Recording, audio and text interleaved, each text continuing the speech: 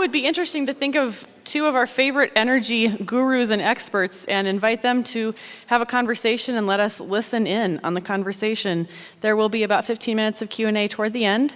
But to make introduction of Gloria Flora and Randy Udall, I'd like to invite Corky Britton of the Burton K. Wheeler Center at MSU to tell us who they are. Wheeler Center is a co-sponsor for us this weekend, and we're really grateful to the Wheeler Center for the partnership. So thanks, Corky.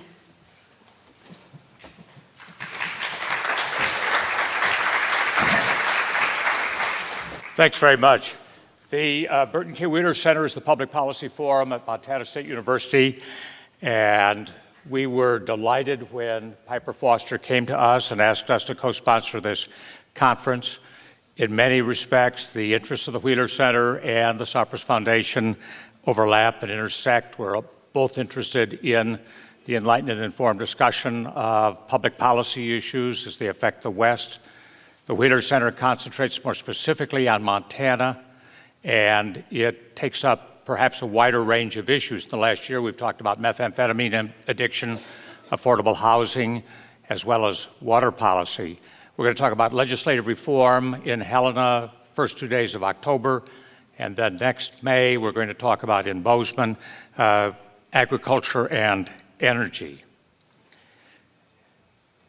Wallace Stegner told me just very shortly before he died that the biggest land use battles in the West were ahead of us and not behind us. And I know that he had water in mind.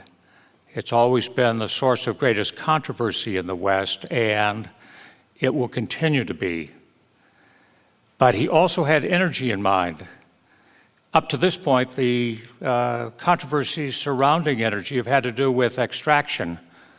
And there are new controversies along this line to engage us, perhaps principally coal bed methane.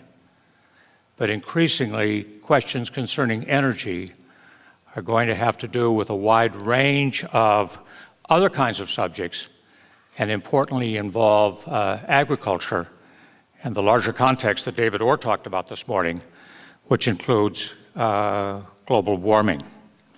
So I'm very happy that energy has been given pride of place in this particular conference, which I found very valuable. Now, you know both of our conversants this afternoon. Gloria Flora is the director of Sustainable Obtainable Solutions, which is a nonprofit organization dedicated to the sustainability of public lands. She came to all of our attention, became a hero for many of us when, as supervisor of the Lewis and Clark National Forest, she made a decision to prohibit natural gas wells along the 356,000-acre Rocky Mountain front, so close to the Bob Marshall Wilderness and in an extremely sensitive area. In 2000, she again took a stance to the point of resigning as supervisor of the largest national forest in the lower 48 states, protesting against continuing harassment and attacks on the Forest Service, intimidation of its employees. And for these efforts, she's received a variety of awards, which are listed in your program. Randy Udall's been a speaker at past Wheeler conferences. He is, as far as I'm concerned, the most informed individual on oil and gas questions in the Intermountain region, if not beyond. He's the director of the Community Office for Resource Efficiency. He has been for a long time, and of particular importance to me because my own interests are in alternate energy. He formed the nation's first renewable energy mitigation fund, and he has used that fund to promote the cause of renewable and alternative energy by way of zero-interest loans to install systems employing such forms of energy in this part of the country. It's a very constructive effort. And my expectation is that out of the conversation this afternoon will come both actions that can be taken to prohibit unwanted and unnecessary development of energy resources and constructive suggestions concerning a rational energy future, which this particular part of the country can lay out for itself. I'm glad to be here. Thanks very much to John McBride and Piper Foster and the Sopris Foundation for doing all of this. You want to start? You want me to start? No? We haven't done one of these before. Piper's never orchestrated one, so this is a little bit of an improv act.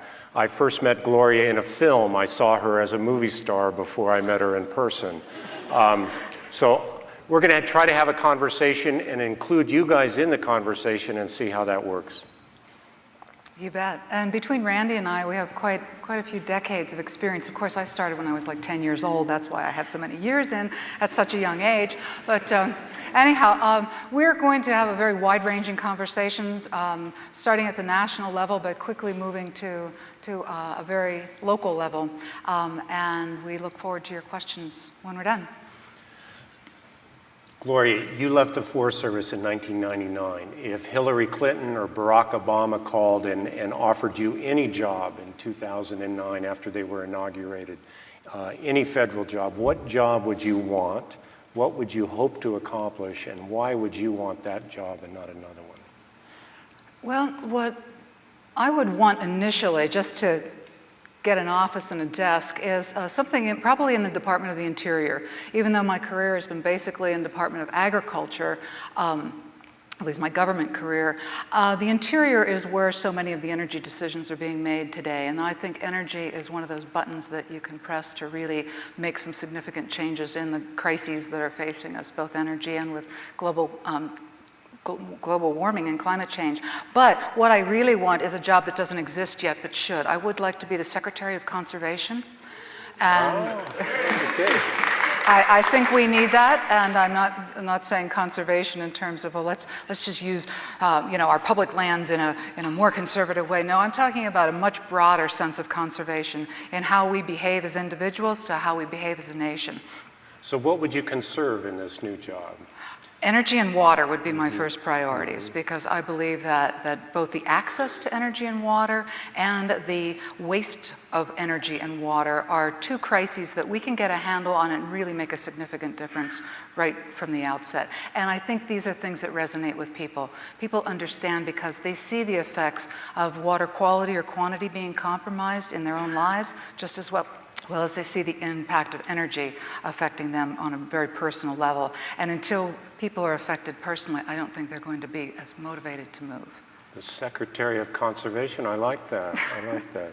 I was thinking it's been about 100 years, I think, since an American president has actually spent a night sleeping on the ground. I think the last one may have been Teddy Roosevelt sleeping with John Muir in Yosemite. And Gloria and I were talking over lunch a little bit about, we got land conservation in this country at a very early age. Yellowstone and Yosemite started in 1872, but we've never developed an energy ethic. Every city has a green belt. We have state parks, national forests. I mean, national forests are more than 100 years old, and yet we don't have an energy ethic. And I'm curious about that. I mean, what is it about us that?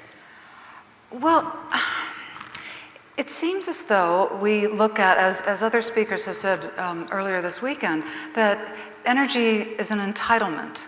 That's how we've viewed it since we've been using it. Since we stopped creating it ourselves, since we lost connection with where we get energy and how we get energy, it has become amorphic and not something that we pause to think about.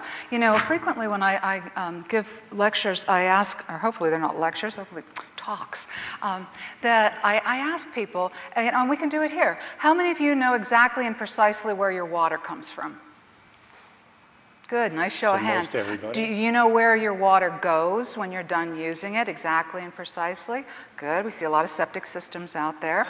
And a few people that live close enough to the water treatment plant to know where it is. How about your food? Do you know exactly and precisely where all your food comes from? Safeway, City Market. There's a right. few hands. How about your clothing? What? You're exactly and precisely where your clothing, your building materials, your energy. a couple people off the grid. Now, if you didn't know the answers to these questions 200 years ago, you would die. You would not be a survivor. So how could we have, in 200 years, lose complete connection? And we walk around, and myself included, going, oh yes, I'm so in favor of sustainability and I want everything I use to be sustainable. But if I don't know where it comes from, who produced it, how it was produced, how can I ensure that it's going to be sustainable? Who's looking out for it? Who's my sustainability police at the end of or at the beginning of my supply chain? We have abrogated that responsibility because we've been told, kick back, relax, you don't need to worry about it. So, I mean, I've been writing about the Rockies a little bit, and in some of my research, I discovered there are only 8 states in the country that produce more energy than they consume. And 5 of those 8 states are here in the Rockies. The other 42 states are parasitic on the states that actually have an energy surplus. Yellowstone takes up the entire northwest corner of Wyoming. It's about 2 million acres. But we've leased 30 million acres now of federal land to oil and gas companies, predominantly natural gas companies. What did you see working inside the government about that leasing process? And when you look at the landscape of the Rockies as a whole, I mean, where does it leave you? You're now the Secretary of Conservation. Well, the one thing, you know, your question has so many parts to it. Just quickly on the idea of cannibalizing the West for meeting resource needs, that has been a function of history. You know, we can look back to the Copper Kings in Anaconda and Butte, and they were feeding the nation and the world copper, vital materials to build the nation. And the states, the Western states, really developed this paradigm that, yes, we exist to serve. If you show up with some beads and trinkets, buy us off in some way, usually through the political process, you can have anything you want and do anything you want, because we are going to accept the externalized costs from supplying these resources for you. You will take not only our resources, but our profits out of state. Well, I believe that the Western states have wised up to that. And I know in Montana, we no longer look at ourselves as a colony available for to prostrate ourselves to meet other people's needs, but we recognize that we could be leaders, not only in providing some of those needs, but we could set an example on how to use those resources very efficiently. So you had, a few years back, you had a governor who bragged on being a lapdog of industry. But your new governor, I'm very intrigued by Governor Schweitzer, because he seems to, he's a brilliant guy. He understands that Montana is loaded up like a piñata with coal and natural gas and wind power and hydropower. And in his talks, you can see him kind of evaluating the merits and negatives of each of these energy resources. And he in a way, he may embody, I was thinking, listening to David Orr, that he may embody this new politics that David Orr was talking about, the politics of the future rather than the past. Who are you going to stand with, tomorrow's generation or the old incumbent generation? And I mean, where is he coming from? Is he brilliant? Is he schizophrenic? Is he talks about coal and then wind and? No, I think that my personal opinion, he's a very bright man. I think he has great leadership qualities. I think that he's the kind of person that can inspire people to take action. And he has the intelligence and the knowledge to carry that forward. Now, not everybody agrees with him. I have my own disagreements with certain aspects of his policy, but what he's looking at is something comprehensive. You know, we're sitting on 400 million tons of coal here in Montana.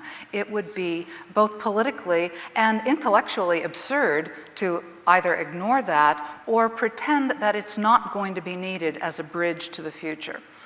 So I think Brian looks at that and says, okay, these are the kinds of things we may be able to do with this coal. He does caveat it, and I listen very closely for those caveats every time he speaks, that we're not going to allow additional increases in carbon and greenhouse gas emissions, and that we're going to use clean technology, meaning capturing a lot of the nasty heavy metals such as mercury. So I don't think that he's schizophrenic. I think that what he's looking at are the same things that many of us are looking at now. Give me the menu. Let me see what is potentially available to use. So if I asked you, and this is a question I've been asked. If you keep asking me questions, no, I'm but not going to get a chance to ask you You're not going to get a chance to any. answer me. This but, is a ploy. one thing that I've been asking audiences in different states around the country is, how would you run your state? Not for the next 10 years, but for the next 50 years, 100 years, 200 years, 500 years. How would you run Montana in perpetuity? And this is something we're wrestling with in Colorado. I think it's easy for me in a way to think about running South Dakota or Montana, a lightly populated state with a lot of energy resources for a long period of time. The bigger challenge is running the coast, California or the East Coast. But Montana, what a wealth of opportunities you guys have. And will you take all the coal out of the ground? Will you leave some in the ground? No, I mean, what's your vision? Yeah, my vision actually is I take my vision from a shared vision of a number of people, actually 2 different projects that I've been involved in and I'm very excited about because I think that it spells a very positive set of options for Montana in the future. One, I helped author a report that the Alternative Energy Resources Organization based in Helena, Montana, put together, and under their leadership, a group of us developed a report called Repowering Montana, a blueprint for energy self-reliance.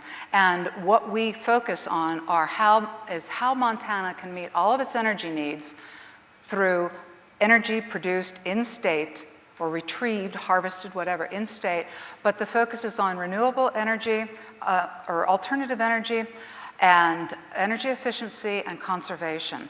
And we've done our homework and the numbers prove that it can be done. And so what we'd like Montana to do is start a conversation about these ideas that we've put forward in this blueprint. And it just came out a month or so ago. It is available online, www.arrow.org.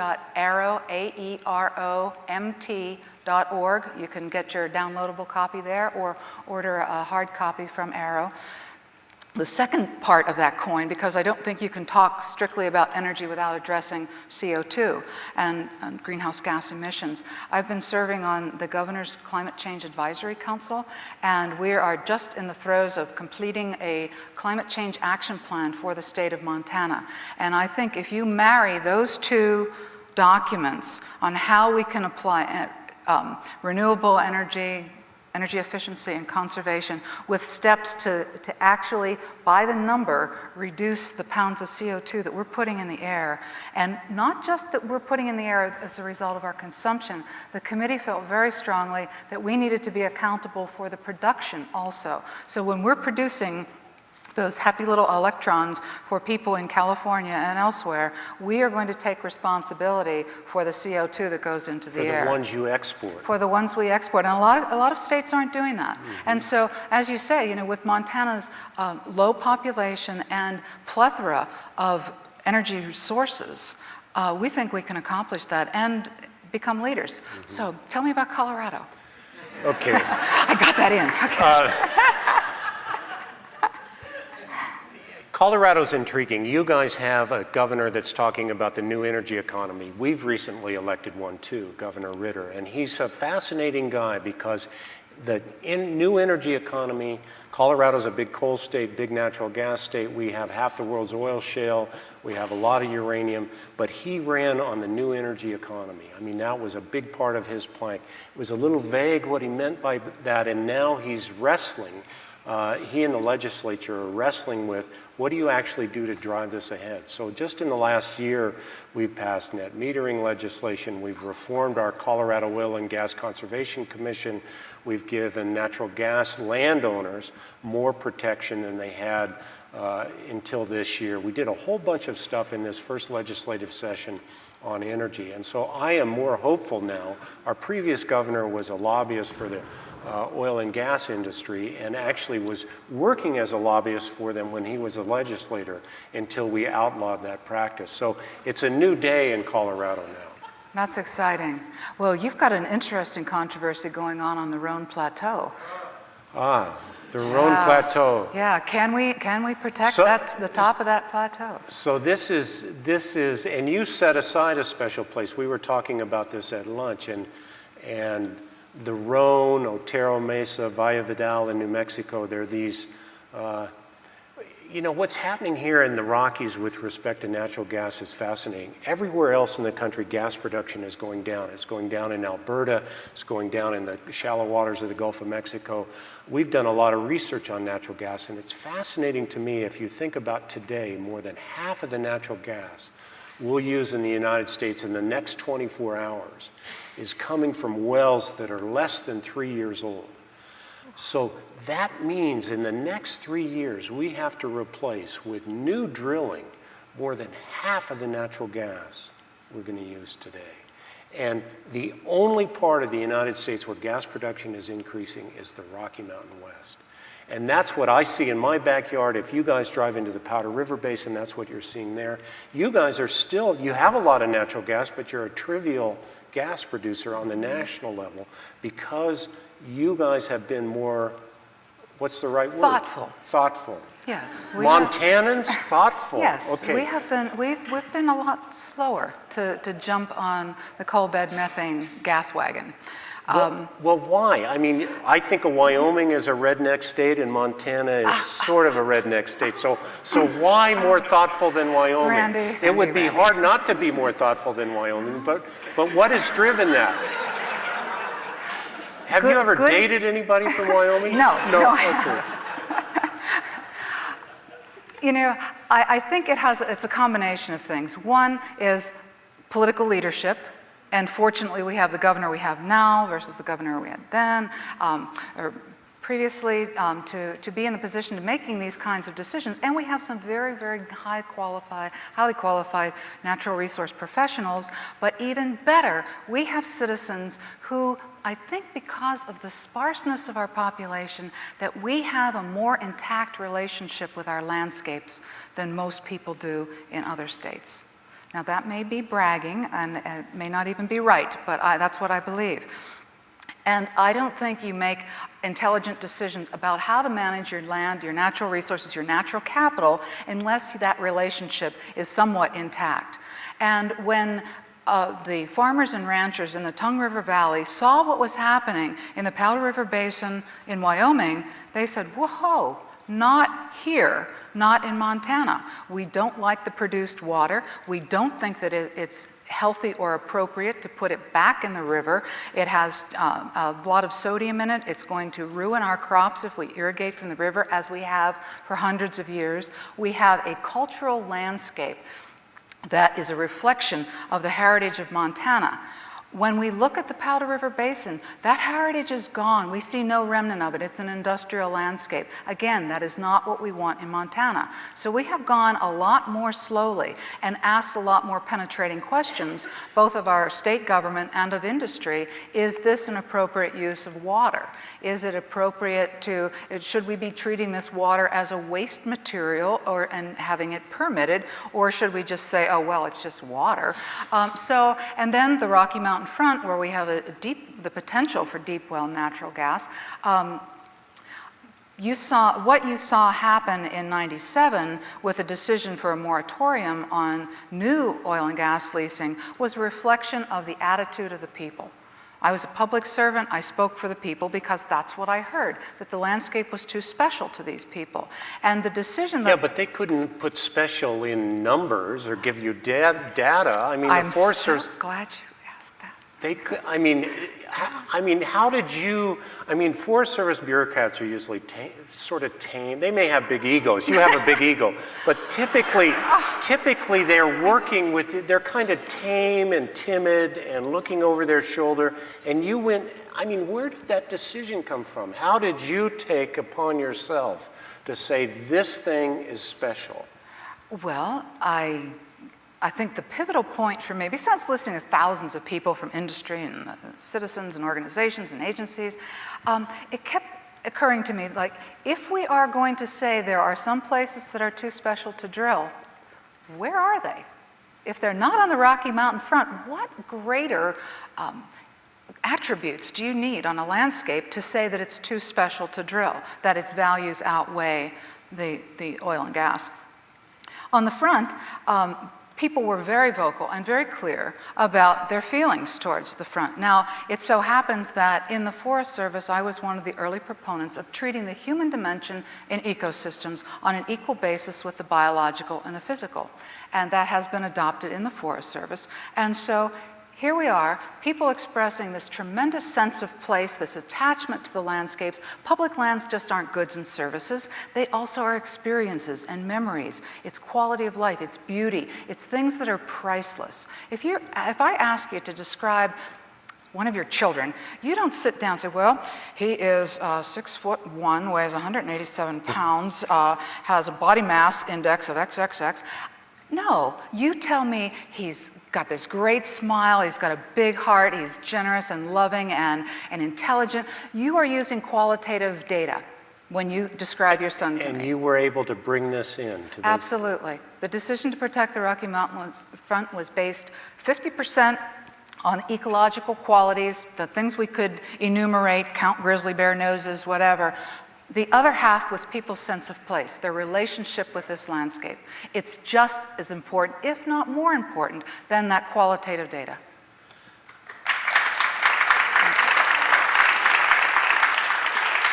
And had anybody brought in this human element into, I mean, who created that? You just said the landscapes have a human element and we're going to, I mean, why has this not happened on the Rhone Plateau where 75,000, this is a high alpine plateau in my backyard in western Colorado, 75,000 people wrote in, 73,000 said, leave it alone, drill around it, but leave the Rhone alone.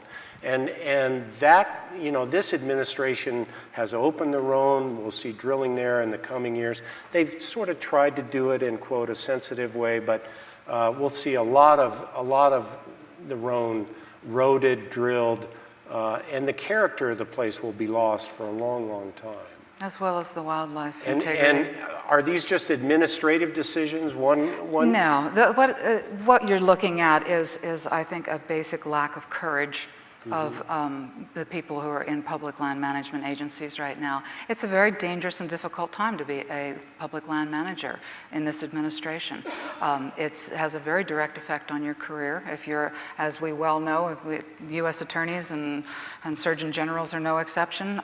You know, if you're not politically aligned correctly, you risk losing your job. Some people, if they're, you know, if they have a spouse or a child who's sick and they're dependent on those medical benefits, you know, it can get down to that, where it's like, well, you want to lose your health insurance and put your family in bankruptcy, or do you want to, you know, stand up and say, I really don't think you should do this, not knowing whether that's going to have any effect or not. You know, when I made the decision on the front, actually in the human dimension of ecosystem management, that started in 1992 because the Forest Service came out with 6 principles of ecosystem management when they decided we're going to manage according to the ecosystem. The 6 principles did not include the mention of humans once. And so a group of about 12 of us said, you know, we're going to have a major train wreck if we don't get humans into this. So through a very interesting and fun process, we created the 7th principle, which said humans are an integral part of ecosystems, and we got that vetted through the organization, and finally it was adopted as a year later as an integral part. So, well, it's common sense. It's embarrassing that you would have had to actually go through a process to make sure that people remembered that humans were part of landscapes.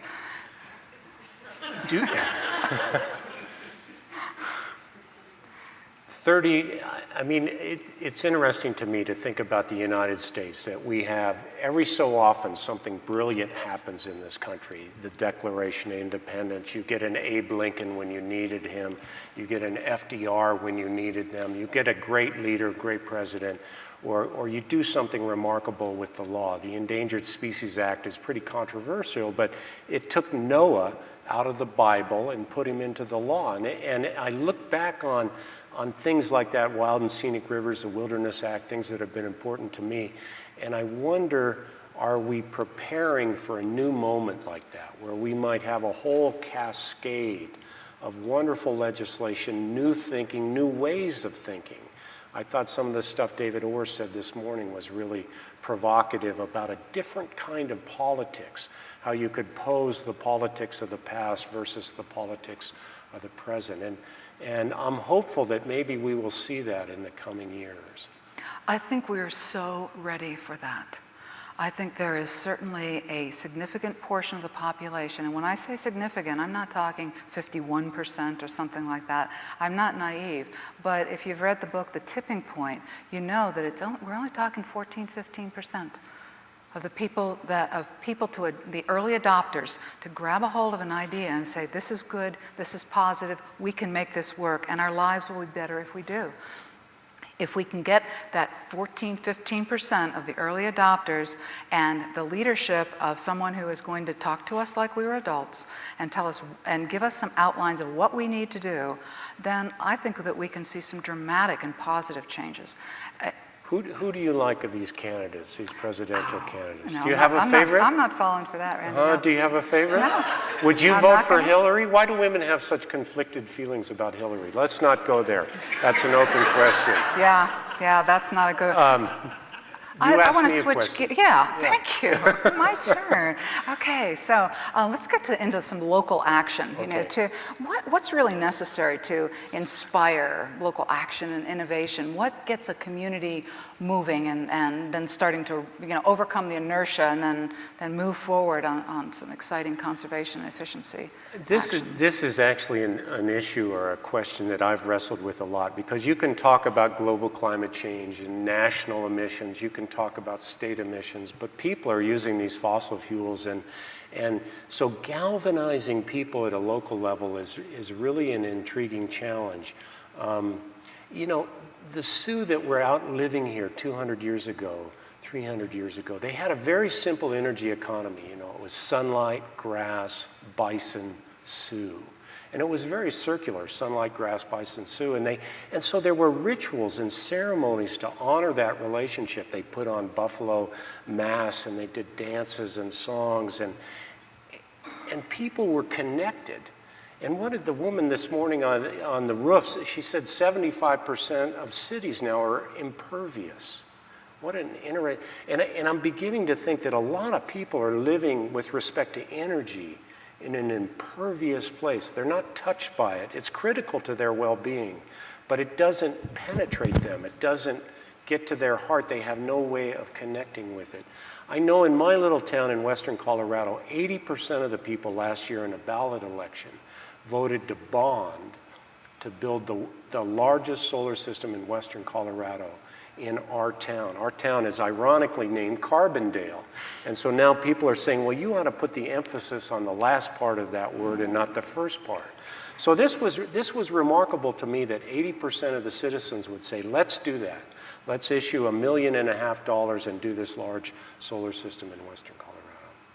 What do you see? I mean, what is your sense of getting people engaged in these issues that David was talking about?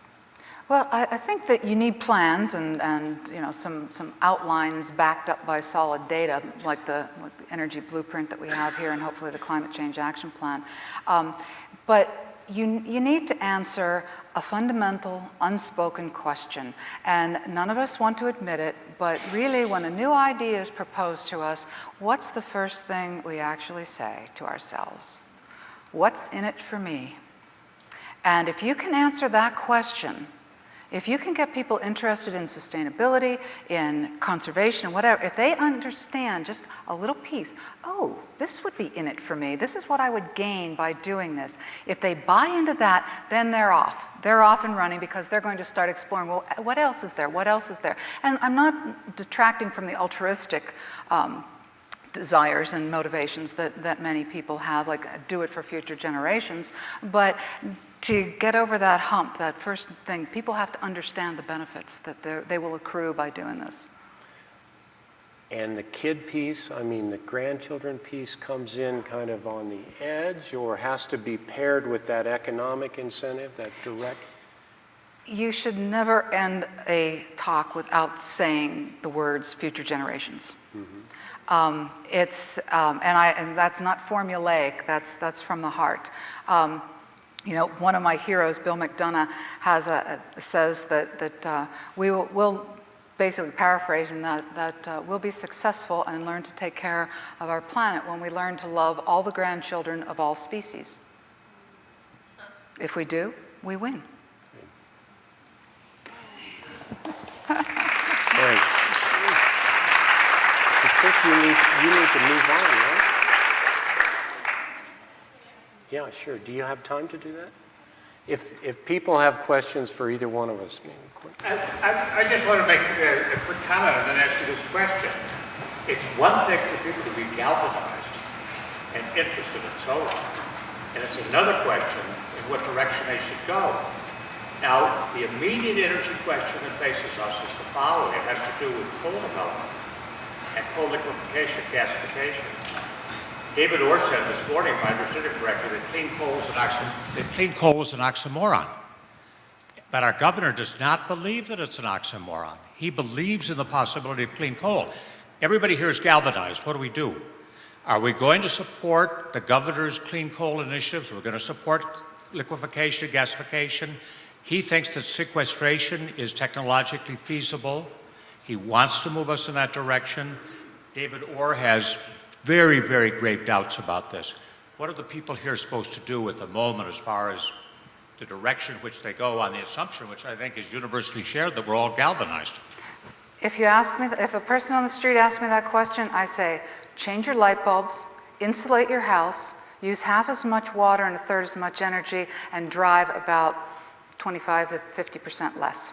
But do we support the governor on his coal initiatives or not? So this coal question I find very intriguing because I've argued that the future of the United States, you can even argue that the future of energy policy globally is going to be greatly determined by what happens here in the Rockies.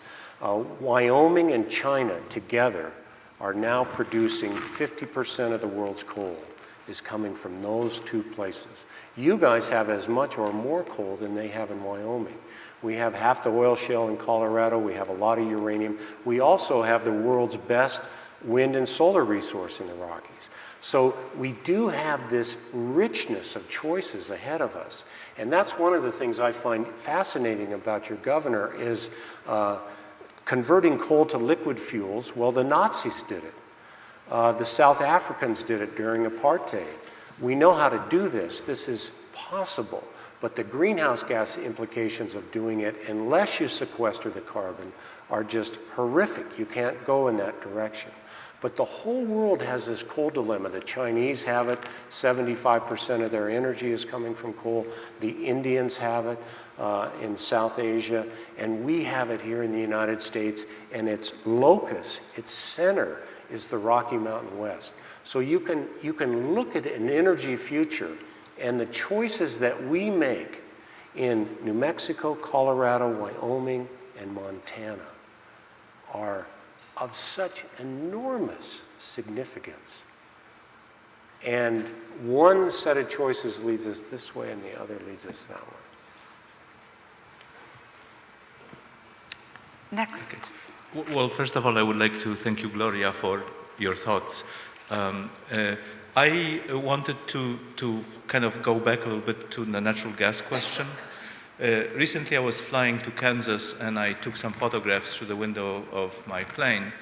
And Colorado looks like a grid of gas wells, from one end of the Rockies to the other. And Colorado, in that respect, reminds me of Great Britain, who, under Margaret Thatcher, started producing natural gas as much as they could, as fast as they could, while natural gas was very cheap and very abundant. While the Norwegians in their sector were trying to hold back on production of natural gas. And guess what? Great Britain now is in huge doo-doo and an importer of natural gas, while Norway not only has sufficient natural gas for export, but now is tapping huge new resources. This is there's a question here, and let me share an observation about this, because not only did the Norwegians husband their resources, they have set aside $300 billion in what they call a permanent fund Correct. For the rest of human history, future generations of Norwegians will have this permanent fund.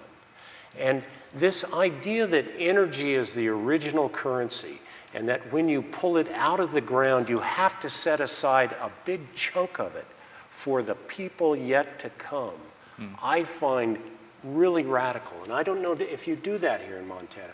I mean, do you have a severance tax on coal that goes into a fund and that's off limits or not? Well, we do, but off limits is an interpretation of the legislation, and there's consistent attacks on it and consistent attempts to reduce it. To take that money and use it to fix highways. But my point is actually simpler than that. I don't think that Montana will ever become Norway, because we are not, the United States is not in the mood of being a Norway.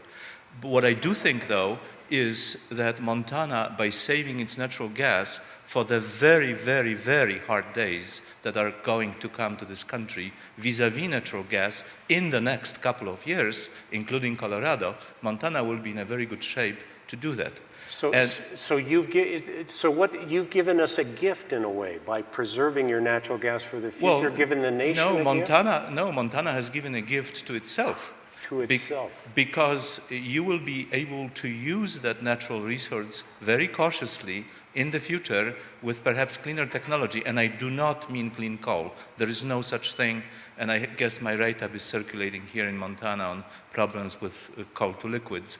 But natural gas is the cleanest fossil fuel we have, and you're going to have a resource to use. That's all. Thanks. Hi, on the chance of being a little negative here, I just need to tell you that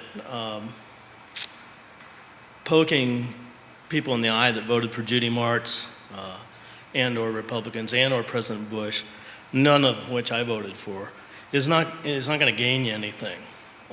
It's not how we're getting things done here in Missoula County, and I don't think it's how you're going to get things done anyplace else.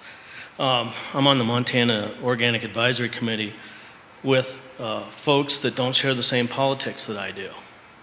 And I know for a fact that they voted Republican, and what we have in common is that we very much believe that organic is important. So if you can get a hold of that, and please don't poke people in the eye anymore about their political choices. This is a really good observation. I usually issue a blanket apology before I say anything because I know I'm going to piss people off. And I think it's not so much what Judy said, there's an attitude there. And I think, Gloria, you were talking about this colonial attitude. Yeah, it's not the result of, well, you voted for that person and so you're bad. No, those people, when they were running, had put forth some ideas that other people supported. That's fine. The end result of some of the choices that were made were very bad. So it's the end result that I'm criticizing, and the person, it could have been a Republican or Democrat, and I would, like you, have great friends on both sides of the parties who have helped preserve the Rocky Mountain Front and do quite a few other things. So, it's not a partisan remark, and I apologize if it came across that way. It's a very fragile political environment, and we all know how important it is right now to move ahead in a positive environment. So if we could stop poking each other in the eye over that sort of stuff, it'd be a really great thing. You're absolutely right. And so the next thing I'd like to say is that in the course of what's been talked about here, I've heard very little about solar. And there's been an inclination in this administration to pretty much ignore solar. All right, so let me say something about solar. If you go on the internet, there are a lot of fascinating Nobel-quality scientists all wrestling with the same question. How do you run the world at mid-century with 9 billion people and much lower carbon emissions? If you Google a guy named Rick Smalley or a guy named Nathan Lewis or a guy named Daniel Nacera, these are all world-class scientists, and they're wrestling with this question. And most of them conclude that solar has to be providing by mid-century as much energy as petroleum is today. And that's going to take a deployment of existing solar technologies and a breakthrough in solar technologies to reduce the cost, but there's a lot of venture capital going in that direction. So in effect, what these guys end up saying, because they look at the wind resource, they look at the tidal resource, they look at other flows of energy, and they conclude that only the solar flux is large enough to run what we're likely to be faced with at mid-century. And so it's fascinating, because what they're saying is, it's got to become as simple for us as it was for the Sioux: sunlight. And I did a solar retrofit on my house about 10 years ago. I did a solar electric system, solar hot water system. I reduced my carbon emissions by 75%, or 15,000 pounds a year. It cost me about 18 grand. I'm saving $700 a year and 15,000 pounds of CO2. I make money every year. And it got me thinking, you know, that wasn't much harder than installing a lawn irrigation system. You know, this stuff is not that difficult once we get lined out in that direction. Yeah, thank you for the... One more question, then we're done. Well, thank you very much for that really interesting conversation. The short answer to the gentleman in the front who was asking, is there a consensus about coal? I think, having worked on the Aero blueprint, the consensus is that you can do coal, but that it's the most expensive thing you can do. Everything else we could do is actually cheaper right now. And that we've had a debate about sending electrons to Las Vegas. And I think the danger in that, I used to think that, you know, those guys in Las Vegas could, to hell with them, if they needed more energy, they could do it. They could put their own solar collectors on Bellagio's casino. But the thought has occurred to me that if we build the coal burners and try to send the electrons south, the solar collectors on Bellagio's will be cheaper, and we're going to eat those electrons. and that brings me to the point, I guess the question, you've had a couple interesting examples of how to marshal capital for doing things. And I think that's the biggest problem we've got in Montana, is the capacity to marshal capital to do sensible stuff. We've got a situation now where 35,000 customers in a group of co-ops are going to go $720 million into debt to build a 200 megawatt coal burning power plant. You do the math, it's $20,000 a meter on the system. You just said you got completely solar fixed your house for $18,000.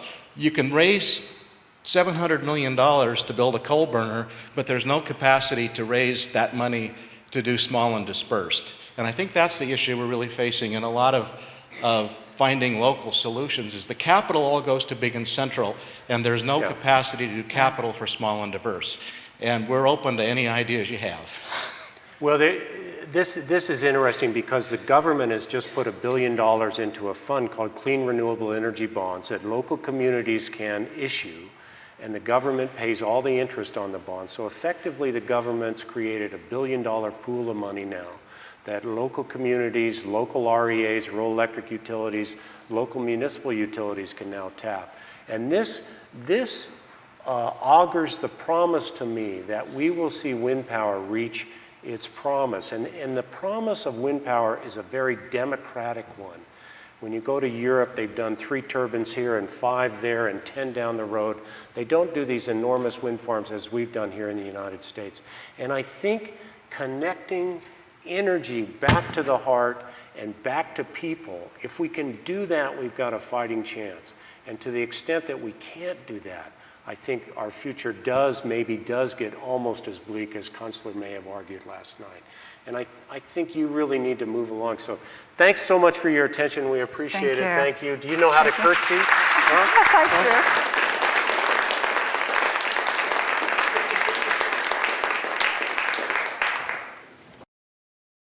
do. This is a pretty exciting event this afternoon.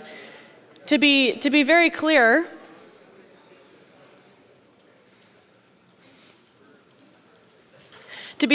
this is not a debate that involves corn, period, so just don't bring it up. Corn, we all know, is not relevant in the West, and frankly, it's probably not that viable across the country for ethanol as a fuel source. But what is perhaps interesting, or what we'll learn, perhaps, if we can come to a conclusion, is about the viability of cellulosic fibers for a feedstock as ethanol. I'll turn the stage to Barbara Bramble of the National Wildlife Federation to tell us more, as she is our capable moderator this afternoon. Thank you, Piper. I'm trying to cultivate my stern look here because I'm supposed to be the timekeeper with the help of Whitney down front and keep this to a short discussion, really only an hour and a bit. And I am sure everyone on this stage could go on for days on this topic, and probably most of you could too. So just briefly, yesterday we were discussing biodiesel, and today it's ethanol. In my work, I focus on international biofuels policy, and just to give you a sense of how things vary across the globe, most countries use a lot more diesel than ethanol, and of course in the tropics they use sugarcane, not corn. So this discussion, I'm really looking forward to it, to learn what our debaters have to say, because cellulosic to me is looking toward the future and not toward the past. I'm going to try really hard not to display my own prejudices here because I am the moderator, but keep in mind just a couple of facts as you're listening to our debate discussion today. Couple thoughts. One, in 2005, Brazil and the United States were producing about the exact same amount of ethanol. It was about 4 billion gallons. In Brazil, that amounted to some 40% of their equivalent gasoline needs. And in the United States, that amounted to about 2% of our equivalent gasoline needs. So we can talk all we want about the famous Brazil case, but we really need to understand what we are up against in this country, which is a scale of use that's really quite extraordinary. Second thought, the federal government is debating right now a new, what they call renewable fuels standard. The Senate passed it a couple weeks ago to bring into being 35 billion gallons of ethanol over the next 15 years.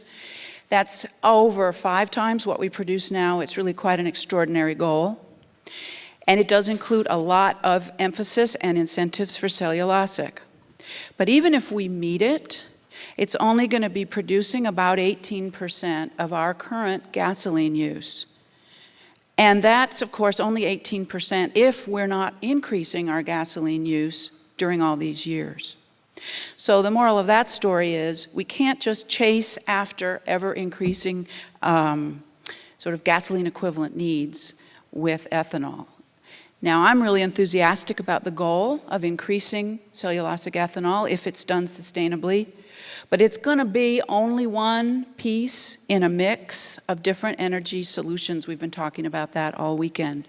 There's going to be all sorts of different things to do about electricity. We should, I hope, have a lot of different potential solutions for transport, including plug-in hybrids and liquid fuels of various kinds.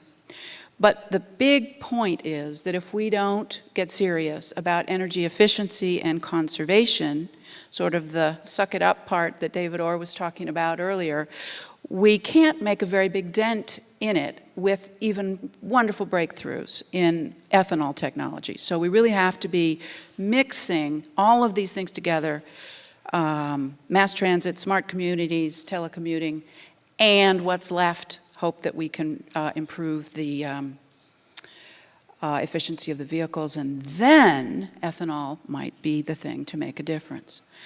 Now, my own view on whether biofuels are going to be a good thing or a bad thing in our energy future, people ask me this all the time, and the answer, I'm sorry to tell you, is it all depends. They could be bad, they could be good, they totally depend on things like how we treat the land. What areas are being displaced? What are they doing now that would turn into a feedstock for ethanol? Is it displacing critter habitat? Is it turning a tropical rainforest into a row crop or a plantation? Is it, on the other hand, turning an energy-intensive row crop into a perennial grass crop? Could be good, could be bad. On water, big issue here. Some of the high water use technologies and older plants in dry areas could be very damaging, but the new water-saving technologies could be great. And then the big one for me, and I guess for David Orr and others who've been talking about climate change here, is really instead of just the energy balance question, is the whole greenhouse gas usage from cradle to grave of various different crops for ethanol, for all biofuels, and of course comparing that to fossil fuels, which is in the end what they really are to be compared with. So with greenhouse gases, you could do better with perennial crops, deep roots. You could do better with short transport to the refinery and running the refinery on biomass itself. Or you could be a long distance away using a kind of a refinery technology that needs coal or natural gas for power and perhaps corn for the feedstock. Bad versus good. These go way beyond the energy balance question of today, but that is our task for right now. So we're going to try to limit this huge discussion down to a topic that we hope we can take up in an hour. Even there, I think we're going to leave a bunch of things out. There is really still a lot, even in just the energy balance question, and I'm going to depend on you, the audience, to bring your questions and your concerns to fill in if you think there's something you want to know that we have missed. Now, the speakers that we have today, our debaters, are both really well-known in their field, and they are going to be helping us through this. They have very strict time constraints. I'm going to illustrate that by maybe not reading their biographies. They are in your packet. But Dr. Tad Patzek from Berkeley is a professor who deals with energy flows, properties of natural rocks, calculations of relative permeabilities and capillary pressures in drainage, and you can find out more in this piece of paper in your packet. And Dr. Lee Lind is a professor of energy and biology at Dartmouth College and has been an expert on the utilization of plant biomass for production of energy. So, now, to our rules. We are just going to be talking about the fossil energy that goes into ethanol production, refinery, and the biomass production both, and not, of course, about the solar energy that we get for free. And secondly, we're only going to be talking about cellulosic, as Piper mentioned, and I'm going to try to be fairly strict about that. And then when we get to timekeeping, we have 2 debate questions today. Each of our debaters is going to have 8 minutes to both propose and to defend this first question and then the second question. Each will have a 90-second follow-up to their first 8-minute presentation. And there's going to be a timekeeper down front who's going to tell them when 1 minute first 3 minutes and then when 1 minute is left, and then a huge big red stop sign when the time is up. So I hope that our speakers will finish the thought at that point and then we can move on. So here we go. First question. Did one of you have that to actually put up on the screen?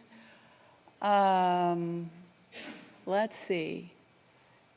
That is not the way I heard it. So let me read the question as I was given it, and you guys can decide. Okay. So. Up yet? Oh, no, we are. Sorry? No, that's fine. Okay. So converting cellulosic biomass to ethanol involves a negative fossil energy return.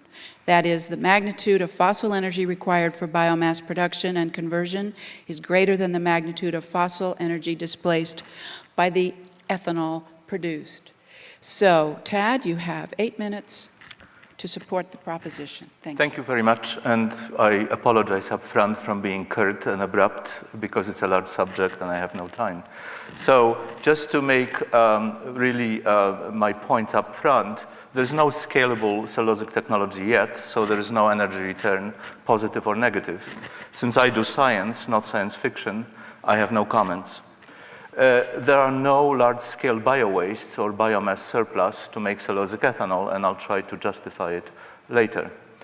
There are some logical conclusions from this proposition. First of all, it is sort of a quasi-scientific dream and a vision of escape from the constraints of physics and biology, coupled with somebody else called self-indulgent, uncontrolled power fantasies. Since this proposition is not falsifiable, it does not belong to science. It belongs to religion. So what to debate? Well, we can debate several other things, namely the tacit and not so tacit assumptions behind this proposition. Well, first of all, it assumes that fossil fuels we use to produce anything are the only relevant limiting factor in producing it. And therefore, all other factors are limitless irrelevant, and in particular, the Earth seems to be providing us with an infinite and instantaneous supply of pure air, fertile soil, and clean water full of nutrients. She can regenerate all soil we destroy and purify all water and air we pollute. Forever, she can feed 7 to 12 billion people, 1 billion cows, and all other non-human living consumers of plant and animal matter. And of course, now we're asking her to also feed every year 1 billion cars. Now, so instead of this indefensible proposition, I propose a more defensible one, which may go something like this. Every large ecosystem on the Earth must approach a steady state characterized by zero net ecosystem productivity. I'll explain what it is in a second. When humans are not a natural part of an ecosystem, large-scale biomass harvesting by the humans leads to an eventual breakdown of that ecosystem. Remedial actions such as waste cleanup, erosion management, application of nutrients, etc., are necessary to slow down, but never stop the ecosystem deterioration.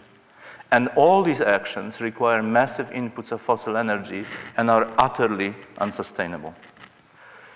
So, each ecosystem is characterized by several parameters. One is how much biomass do plants sequester in a year, and that's the gross primary productivity. Then, of course, plants need to live, and so do animals, so they respire.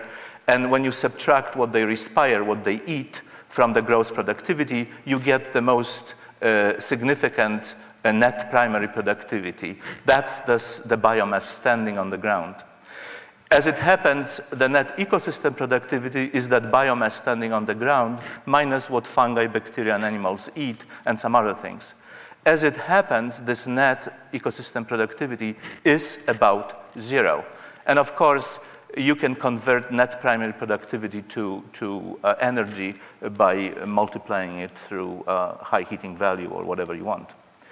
Now, it turns out that what animals eat, what plants eat is 1/2 of what they sequester, and then what animals eat is 95% of the rest. So on average, net ecosystem productivity oscillates around zero. Of course, agricultural systems must be heavily subsidized with ancient plant matter in form of fossil fuels and minerals. Now, here's an example of an ecosystem, a northwest forest, where you have in green the flow of carbon that is standing as green mass. In red, you have what animals, fungi, and bacteria eat. And after some time, here about 200 years, in steady state, that forest produced exactly nothing, zero, okay? It is likely to produce positive as negative quantities. Now, why is that? Well, this fact has its origin in the physics of the planet Earth. And namely, because of gravity, all mass stays on the Earth, only heat leaves through this very thin membrane where the sky becomes black, the edge of our atmosphere. And so, because all mass stays on the planet, all ecosystems have to organize themselves along the principle of having no waste whatsoever. If there were any waste, they would poison themselves and die. So what they do, they recycle almost completely all mass in these cycles during which nutrients are put together with CO2 and water, plants live, plants are eaten by other life, everybody dies and recycled in place, and so it goes on forever, only heat is emitted.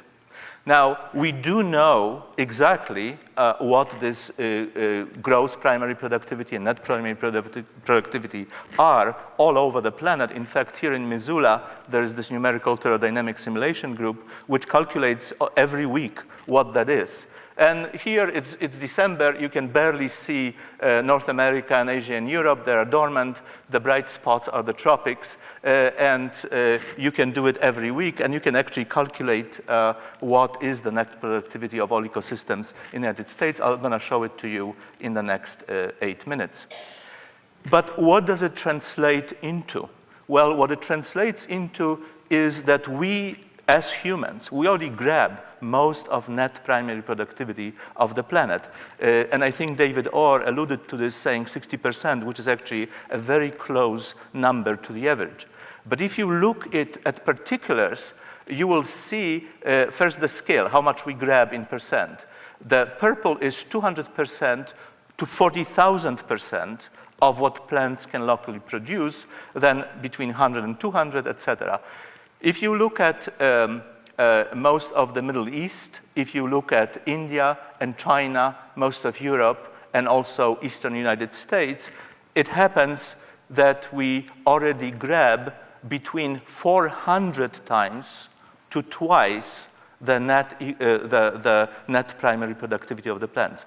Therefore, there is absolutely no spare capacity on the planet to produce anything, even if we want the planet to produce our beloved biofuels. In fact, this picture is drawn to scale. So you can see that second thin line is the edge of the atmosphere, 100 kilometers above the top of the Earth. All our life is in the thickness of this one line here at the surface. That's the membrane, the soil, the ecosystems, the surface water, the air near the ground that keep us alive and feed us. And just to suppose that suddenly we can grab these astronomical amounts of energy from this membrane, I'm stopping. It's foolish. Thank you.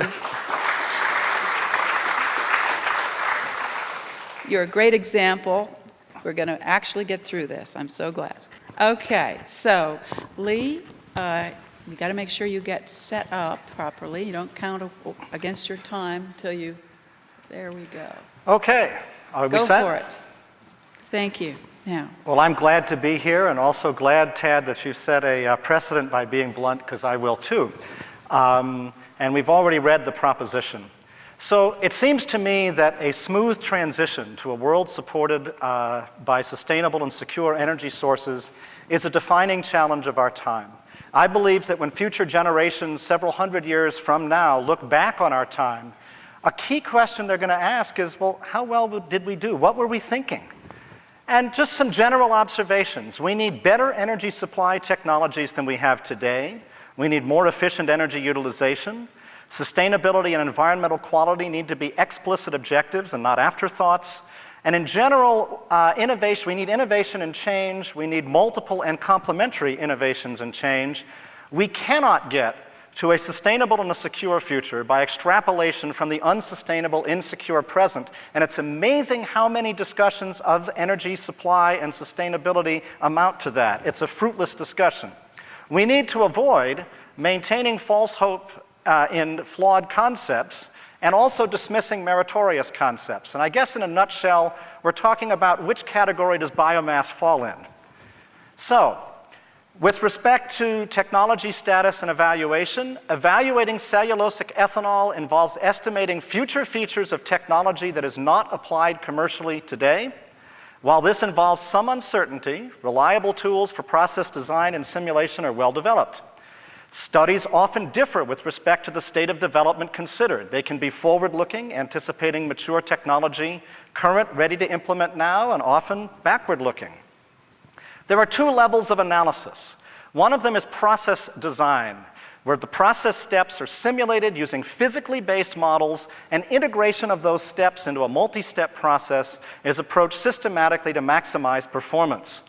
Another level of analysis, a more superficial one, although not without value, is literature compilations. Performance of process steps are compiled from the literature, typically without physical models, and little or no attention is paid to integration of process steps.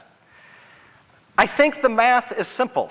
We're talking about the ratio of fossil fuels displaced by products of biomass refining divided by fossil fuel inputs for feedstock production and processing, I believe.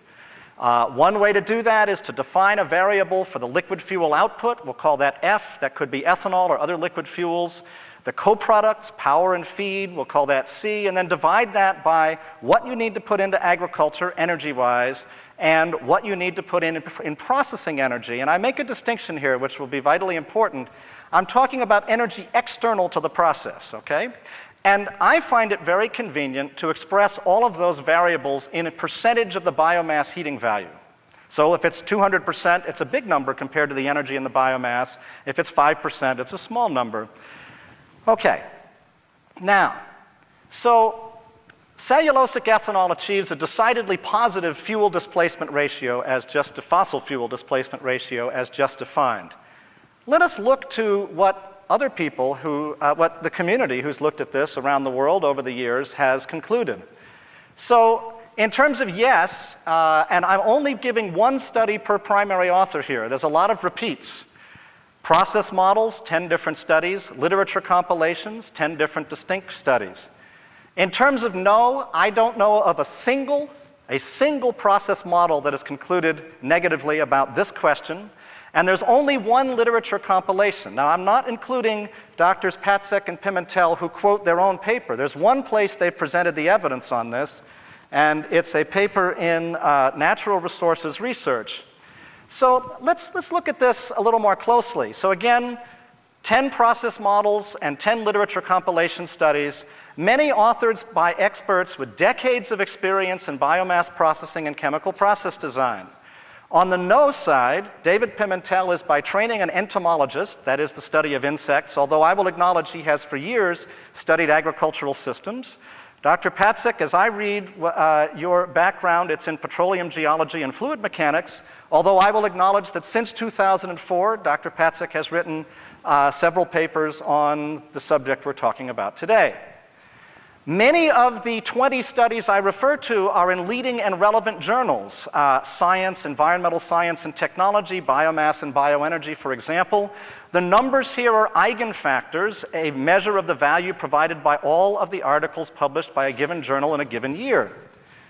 The single study I know that claims a no to this, 3 minutes, thank you, is in Natural Resources Research, which compared to these very high eigenvalues has one of 1.06, and it's the Journal of the International Association for Mathematical Geology. Now, why someone would go to that journal, the editor of that journal isn't going to be well connected with the subject or with the peer review community. In fact, by normal standards of peer review, I don't know what kind of peer review this had. It was received and accepted on the same day in January 2005. So let's try to understand this now.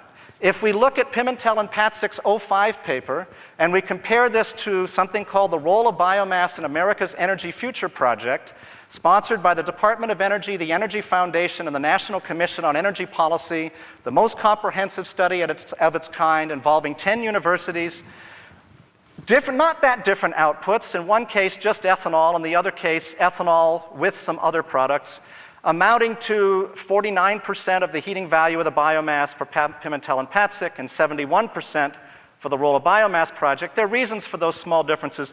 Notice how small the differences are in the agricultural inputs. They're virtually the same. And the thing to focus on is the processing energy inputs, which are 61% of the heating value of biomass for Patzek and Pimentel and 0, count them 0, for the others. Well, it's not hard to calculate the ratio. Again, the math is not hard. If you take 49.2 divided by 70.9, you've got 0.69. If you take 71.2 divided by 8.4, you've got 8.5. So 20 cited studies. In every single one of them, all process energy is provided from fermentation residue and none from externally supplied fossil fuels. In the Pimentel and Patzig study, all process energy is provided from externally supplied fossil fuels. In the 20 cited studies, the magnitude of process energy is sufficiently small that co-products are produced, electricity and/or liquid fuels. In the Pimentel and Patzig study, there are no co-products produced. And I point out in Brazil right now, although it's not strictly analogous to cellulosic ethanol, process residues provide all of the process energy with no fossil fuel input to the processing facility. So the reasons for the different conclusions may be readily understood. Process designs are human creations. There is no contradiction in different process designs having different energy balances. So the fact that Pimentel and Patzig can't imagine cellulosic ethanol with a positive energy balance says nothing about whether that's possible or not. The energy balance of cellulosic ethanol, I will acknowledge, will not be unequivocally proven until a cellulosic ethanol industry is established, but nevertheless, applying normal standards of scholarship, the evidence supporting the expectation that production of cellulosic ethanol can achieve a decisively positive net energy balance is as strong as the evidence that humans are causing climate change. Wow. Perfect. Well, you're tied on time use. I really have to thank you both for that. So now we have a moment and a half, let's say 90 seconds each, for follow-up comments. So Tad, this is your turn. Well, I guess I will react to this saying that this was a very nice sermon on a religious subject, but here are the facts. The only known piece of data is the Ottawa plant, which produced 60,000 gallons in 200 days in 1 million gallon per year nameplate capacity. Since I am a chemical engineer and a physicist by education, I also know how to make calculations of process design.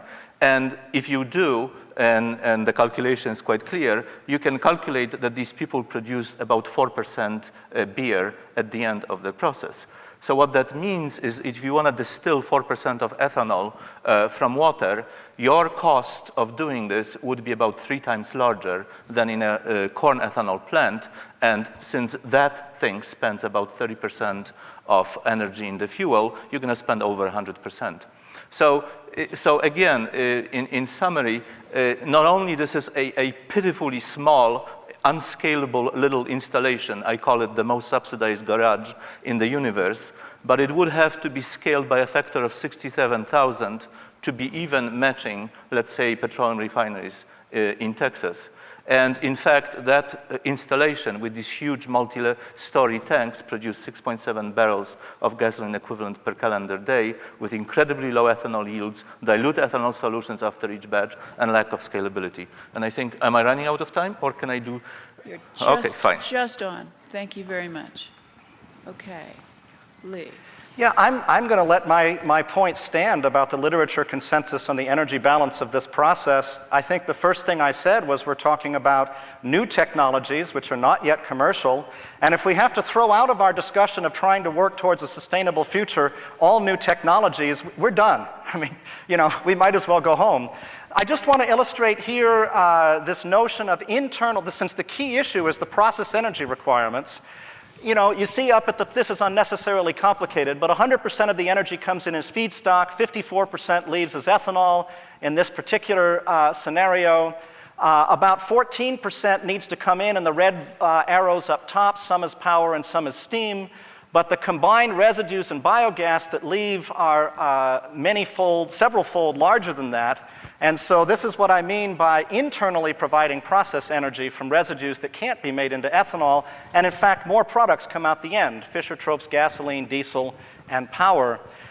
Barbara mentioned briefly this business of CO2, which is closely linked to the energy balance.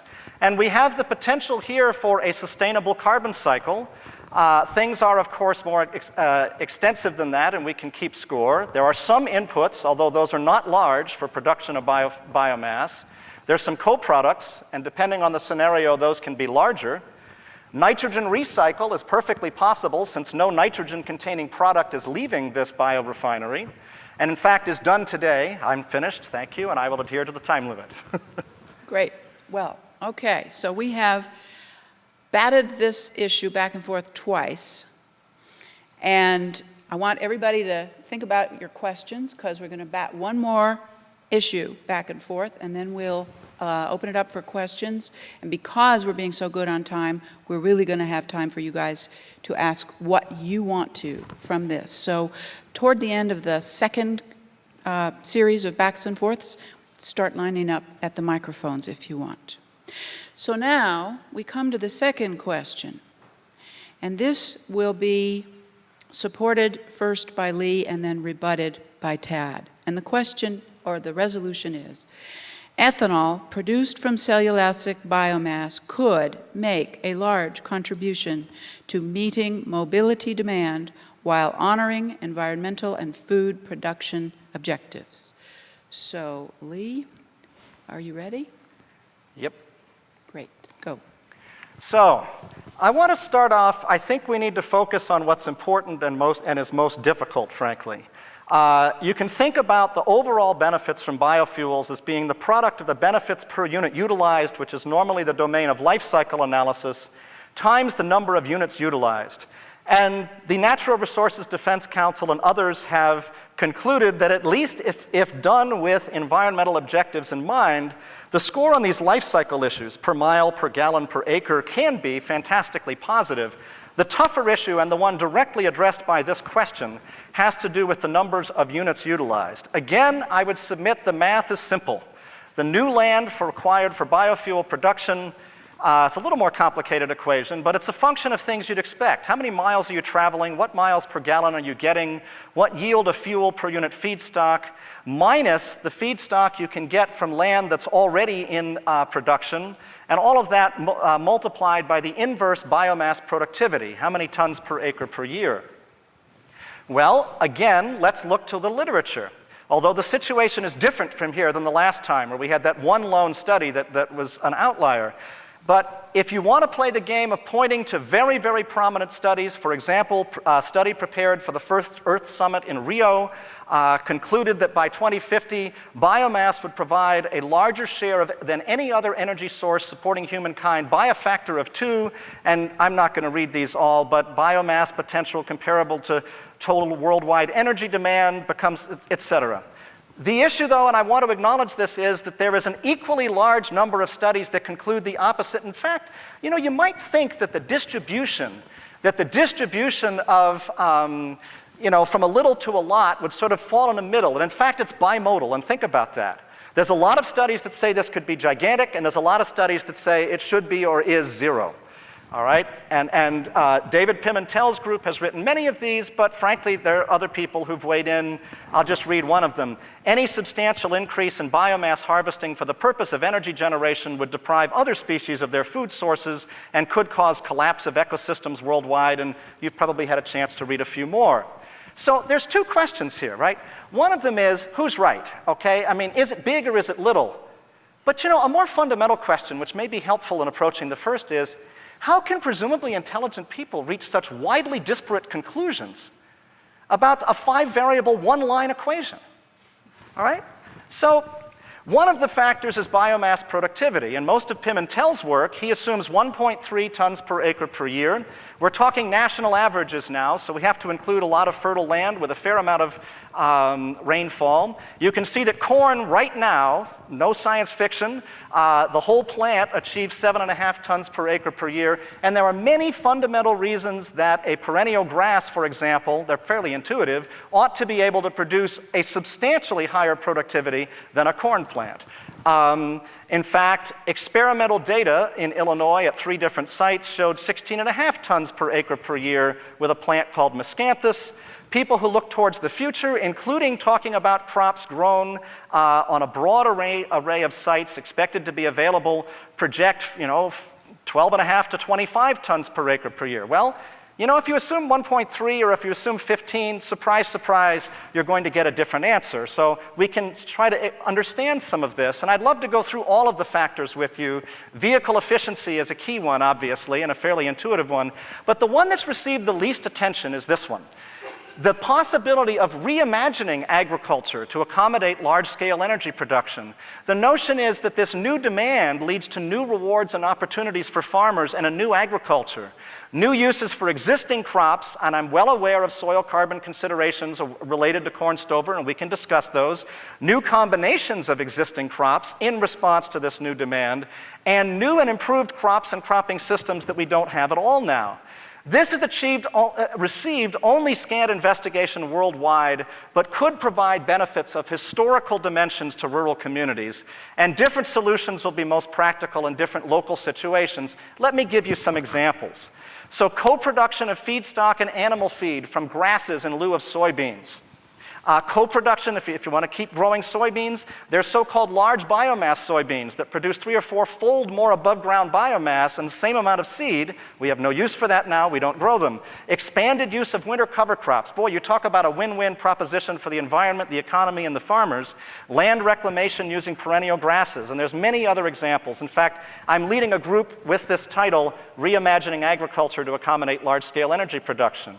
So if we return to the simple equation, and I don't have time to go through every line, but I just compared here from the literature to supply the entire United States mobility demand in 2050, and that's something which is projected, so there are different projections, most efficient and least efficient, miles per gallon from 21 to 50.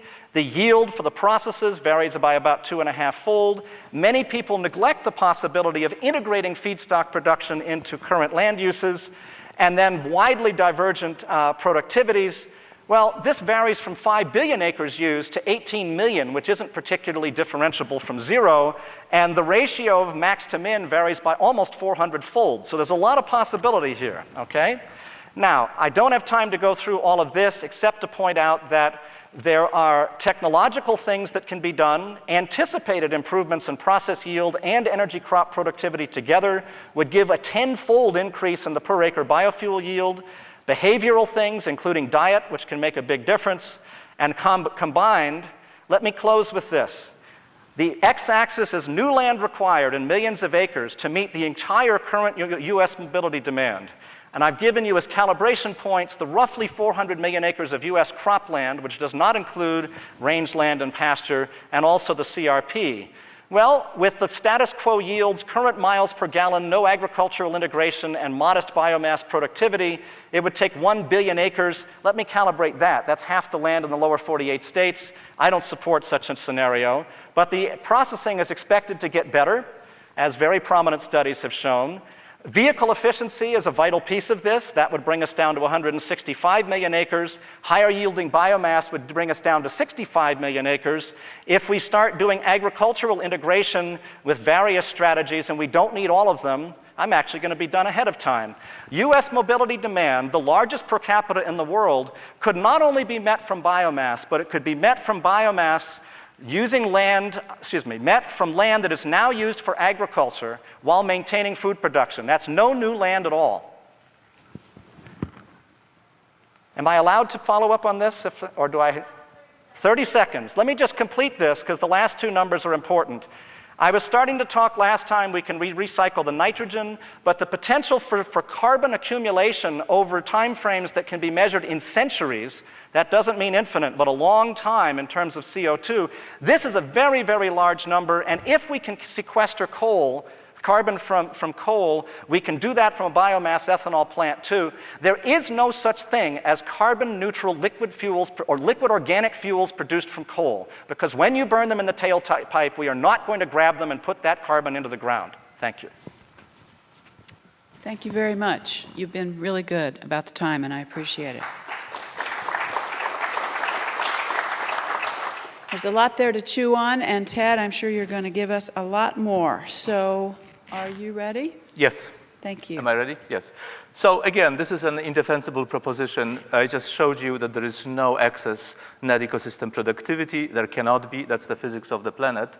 Mother Nature knows of no waste and no spare capacity, and the so-called agricultural wastes are our failure to close natural cycles paid for with fossil fuels.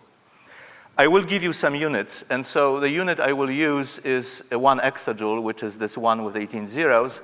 That's the amount of energy, when you eat it, sufficient to feed 300 million people for 1 year, the entire population of the United States for 1 year, okay? We currently use 105 times more than we need to live. And if we were to eat that much food, each one of us would be a 15-meter tall, 7-story tall, 40-ton sperm whale. So imagine yourselves as these giants stomping on the ground and telling everybody how good we are. So 1 statistical American is 1 sperm whale. Now, in my favorite units of exajoules, here is the last 60 years of gasoline consumption, bunker fuel consumption, diesel fuel consumption, and jet fuel consumption. And at the bottom, you see this, yes, you still can see it, there is your energy in 5 billion gallons of ethanol. So you can see that in the end, we've used about 35 times as much as we need to live to drive, fly, and drive our ships. There is our current production of ethanol, about 1 exajoule.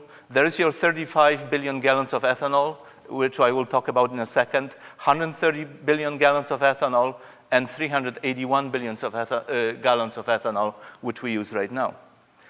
So let's go to 35 billion gallons of ethanol. The blue squares are the actual data from Renewable Fuels Association, and only the last 4 years are good for any data processing. The rest of it is kind of irrelevant. But if you fit sort of an exponential curve going through the last couple of years, you're going to get this, growth to 35 billion gallons that was declared by President Bush. If you fit sort of a logistic cycle in which this production plateaus, you're going to get about 11 billion gallons. So there's a deficiency of 24 billion gallons right there. If you go to 130 billion gallons, well, things do change somewhat. So on the left-hand side, you see an actual split of how we use energy in this country. So it's mostly crude oil, then coal, natural gas, nuclear primary. This little green slither is biomass mostly burned for cogeneration, and the bottom one is hydro. On the right-hand side, you have the actual net primary productivity of all ecosystems in the United States, calculated directly from the data of the Terradynamic group here in Missoula and NASA data. So you can see that, first of all, we cannot get to the roots. It's kind of difficult to dig up roots and burn them in our cars. Then there is lots of remote vegetation. You're not going to go to Arizona and burn the desert there. So what we left is, in fact, cropland and mosaic groups of trees. We are left with pastures and forest and timberland. The 2 lines to the right are, the blue line is the famous Perlak et al. DOE study, in which they essentially assumed that 1.4 billion tons of biomass will be translated into 130 billion gallons of ethanol with 52% efficiency. Now, that efficiency, thermodynamic efficiency, is higher than the highest current efficiency of Fischer-Tropsch from coal, which is about 42%. Now, and there are reasons why it never will get that high with plants. But if you are to go at this with the current really high efficiency of corn ethanol plants, you arrive at the red line. So let's just put this into perspective. If I were to go with the insane study of Perlak et al., I would have to mostly burn everything that is above the ground on all cropland and mosaic. If I were to go with something more realistic, not only will I have to do that, but I also have to get rid of half of productivity of all forests in the United States. And this is just a calculation based on NASA data. There's little input from me here. Now, but I haven't told you about the worst part here. The United States is actually a fairly robustly growing country in population. The blue line is actually the census data. The red line is the usual tangent of our government heroes. But suffices it to say that we will add between 110 and 150 million people in the next 40 years. We are now at 300 million people in the year 2007. So 140, 110 million people more. Now, how does that translate into our energy consumption if we do business as usual. Several speakers today alluded to the peak oil. Yes, it happens as it happens. Conventional oil is at the peak right now. That's right here. And the oil will be declining. Again, this is in exajoules. So the peak production of oil is 1.6 times what we use per year in the United States. And the green line is business as usual, which is basically what everybody encourages us to do. Drive more, use biofuels, do something else. So you peg the current petroleum consumption at the current year level, and you just grow it with the population growth. And as it happens, 30 years from now, the United States will have to intercept equivalent of all global petroleum production.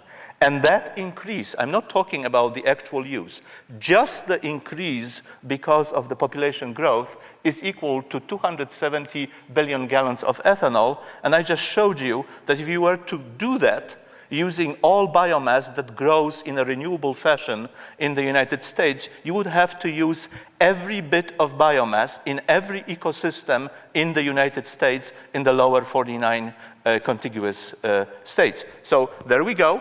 And how much time do I have? Whew, I have plenty of time. So just to summarize, I gave you two things. First of all, there is no excess capacity. Second of all, if you are willing to go to all of these ecosystems and actually make them produce biofuels of one sort or another, you will have to bring back nutrients and fertilizers, and that's lots of fossil fuels. It's not going to happen in year 1 or even on year 4, but after, let's say, 4, 10, even 20 years, the need for nutrients and for supplying various means and measures of controlling the ecosystems will be tremendous. And I don't need to tell you that production of biofuels, in fact, does impact food prices, all of foods, and there is this cartoon that you had a chance to read. Thank you very much, and I'm stopping before my time.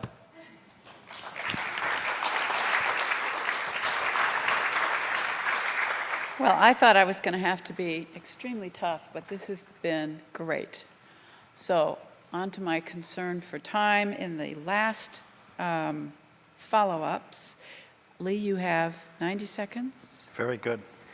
In my view, this business of there's just absolute technical consensus on this business of energy balance, the first question.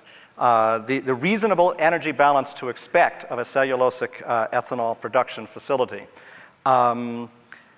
That's not true when it comes to land availability. And in my opinion, land availability is as much a philosophical question as it is a technical question. So let's speak broadly here about approaches to energy planning and analysis. We can bury our heads in the sand. We can pretend that energy challenges are not real or will go away. I would argue that's time-honored. We can extrapolate current trends, the so-called business as usual. We can hope for a miracle.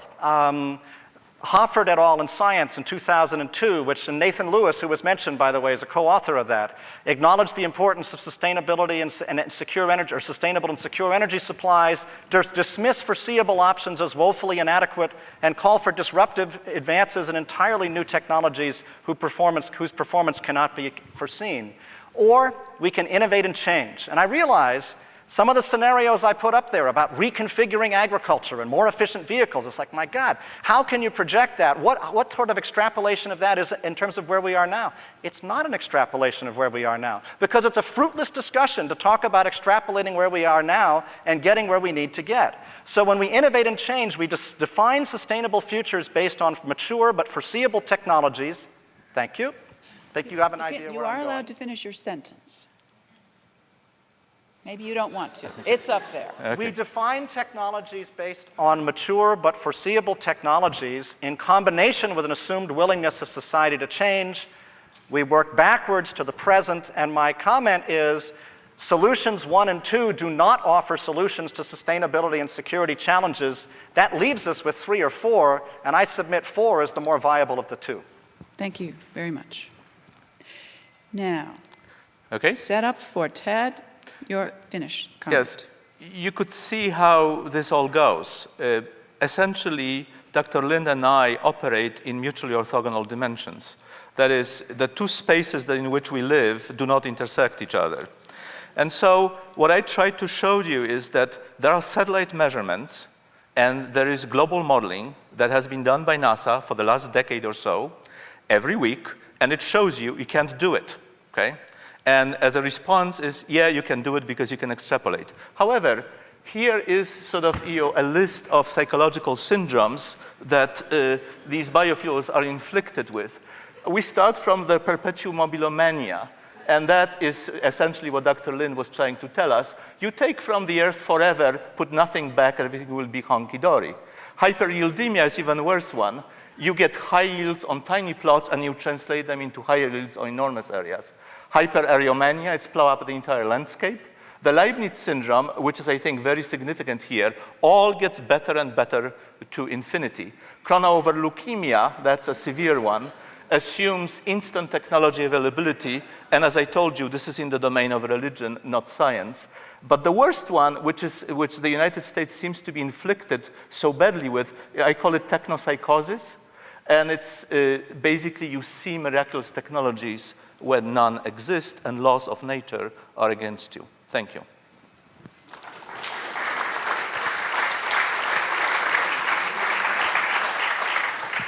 Okay, now I'm sure there are as many opinions in the room here as there are people on what we have been hearing, but if you want to have a specific question answered, all you have to do is stand in front of the microphone. And I guess I'd like to start with one, which is we are pointing the finger at biomass production all the time and trying to figure out the energy balance and all of the things that we worry about, land use, et cetera. And what is the equivalent microscope that's being put on the alternatives? So what's the net energy balance of electricity or of something else we might use? And Lee, I don't know if you'd like to give a try at that one. Well, I'll just offer a brief comment and then give Tad a chance. But look, how do we provide liquid fuels now? We drill holes in the ground, we ship the stuff halfway around the world, we refine it. And so and actually oil refining is a bloody efficient process from an energy and a mass point of view. It's had a long time to work on that, and in my view, it's fully consistent with the laws of nature that biomass processing could be that efficient, especially since we have a tool that isn't very applicable to oil refining, namely biotechnology. But if you look at the ratio of the fuel out of an oil refinery divided by the energy that is required to, in essence, make the circle go round, it's about 8 to 1. So by my estimation, the future cellulosic bioenergy cycles we can look forward to are very comparable to that particular highly refined, mature process technology. But electricity itself, where you have to put in, I don't know, huge amounts, well, and you get out 45% of what you put in. We have to be careful here because they're different. I mean, for example, we can talk about the energy yield per fuel, which in the case of electricity, today national average is in the low 30s, but people talk about it being substantially higher with new technologies. We project that biofuels will be approximately 70% efficient based on that. And again, this is the most extensive study of it. Dr. Patzek mentions us functioning in orthogonal universes. In the case of energy balance, he functions alone. But then when you talk about a solar energy input process, it's very different because, as you said, typically people leave the solar energy out. So for photovoltaics, for example, the ratio is extremely high because the manufacturing energy in compared to the energy out over a 30-year cycle is a very small number. So you can get very high ratios for that sort of thing. Thank you. Tad, do you want to add anything to that? Yes, I would like to sort of warn you from trying to compare what Mother Nature has stored for us over the last 460 million years at an incredibly slow rate, with what we try to get from our planet in annual cycles. Somehow we make this comparison as an equal sign, and it isn't. This oil started accreting, the one that we produce today, started accreting 2.5 billion years ago. That's your algae oil that is being obtained now in Australia or near New Zealand. Okay? And so what we're trying, where we're fooling ourselves, and I think it's a genuine lack of understanding of geological time scale and human time scale. I can give you an example. The whole biomass buried globally on the planet Earth today is something midway between the US and world soybean crop. That's the whole biomass that is being buried in all swamps, lakes, coastal waters, mangrove forests, and what have you. Okay? That is almost too small to measure. But give it 400 million years, and you're going to have quite a lot of highly transformed biofuels, fossil fuels. Now, highly transformed, again, is the key word. The petroleum refineries are so efficient because the raw product, the input they get, is in fact extremely close to their finished product. It's almost the same, it's just a matter of splitting up fractions. When you have biomass, the path from, let's say, cellulose or starch to a finished product, which is, let's say, ethanol, is much longer and more complicated. And therefore, again, by the laws of physics, to which biology is as subject as any other branch of science, it has to be less efficient. That's just the way it goes. And so I want you to be very, very careful so that you do not delude yourself into thinking that there is this magic bullet behind the corner that's gonna save us and make us drive our cars. Thank you very much. There will not be one. There may be one for the next 10 years until we start seeing all kinds of ecosystems crashing on the planet.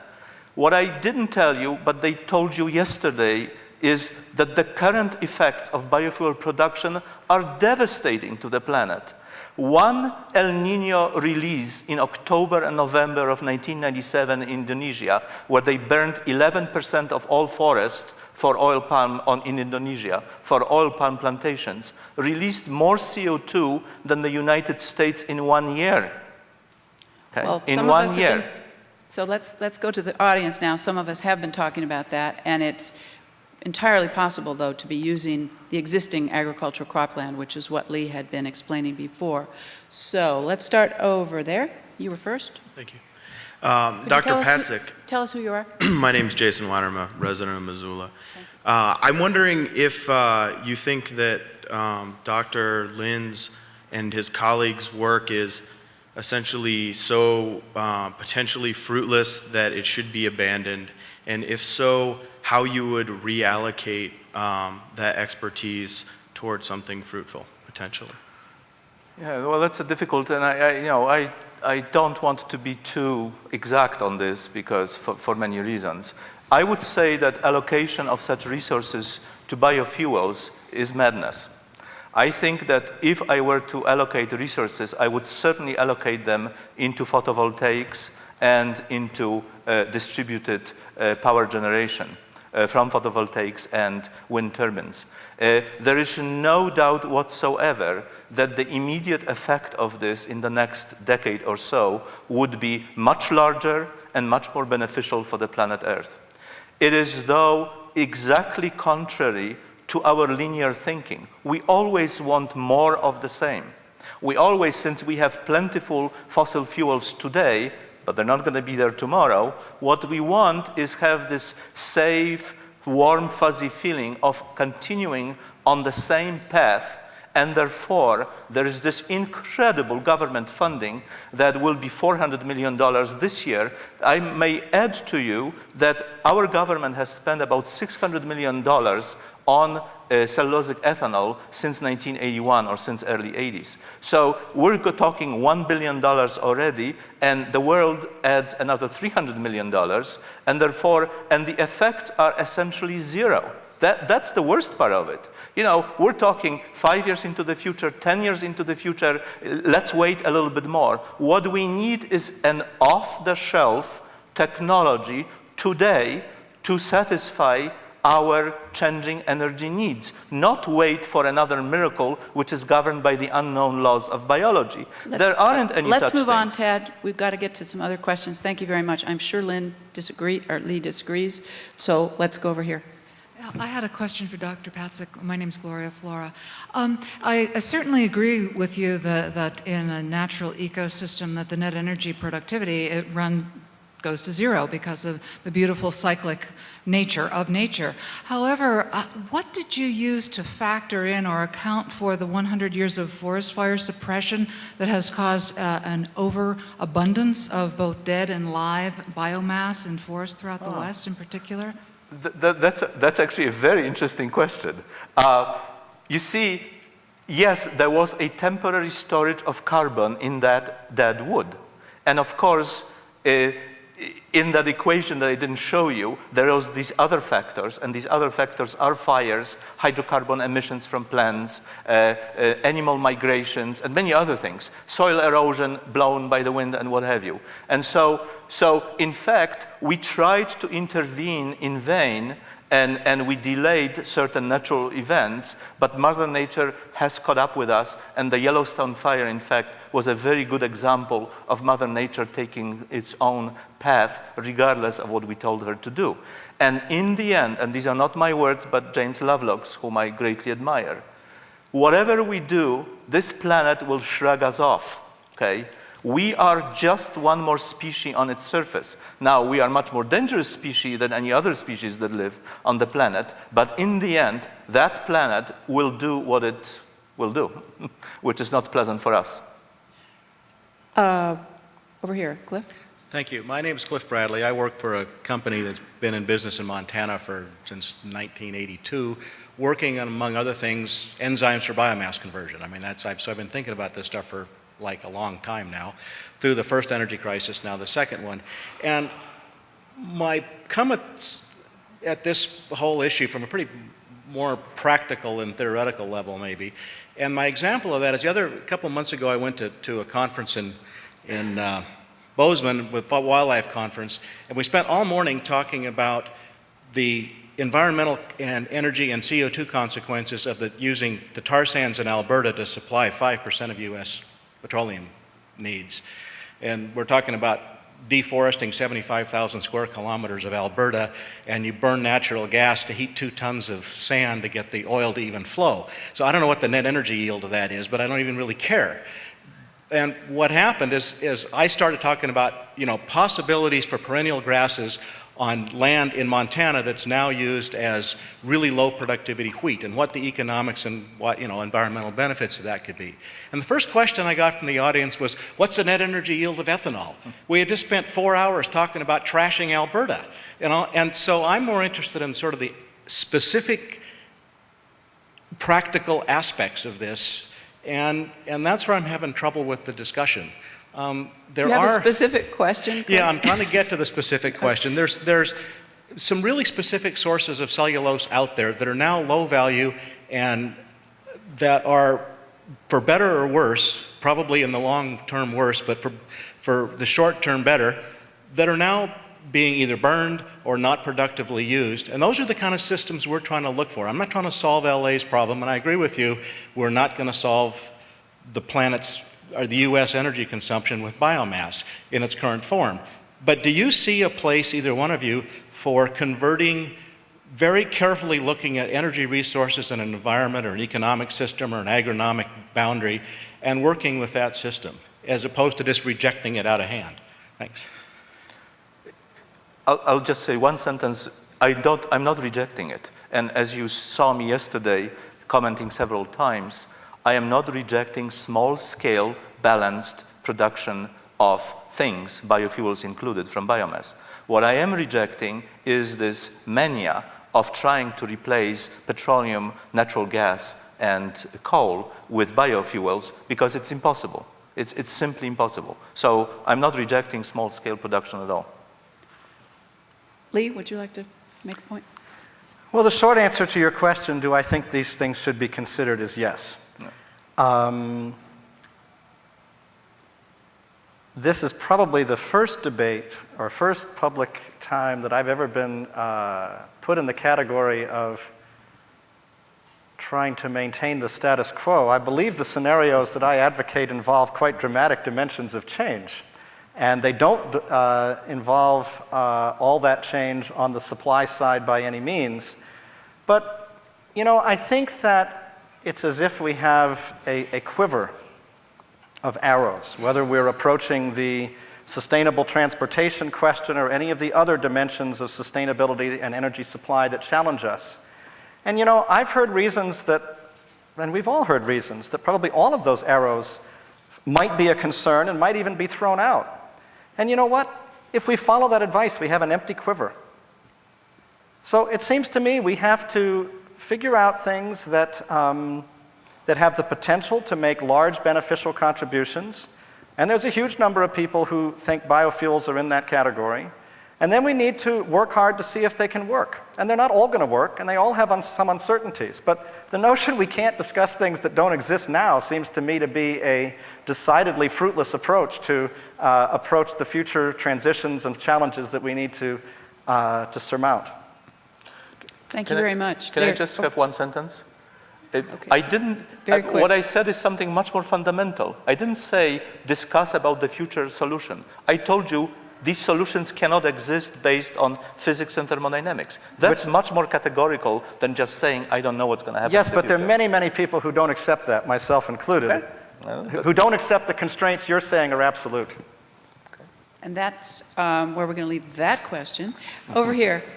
Yeah, my name is Brett Tallman. I'm with Alternative Energy Resources Organization. And my question is, there's a lot of variables involved here when you do these calculations. But if you just take a couple ideas like, if it takes 10 calories of fossil fuels to make 1 calorie of food, grain, before it gets shipped even, and you require 1,500 miles of shipping from the agriculture to the plate, and those are two of the variables. And then the other variable is the human factor of, okay, so we get 35 mile per gallon cars.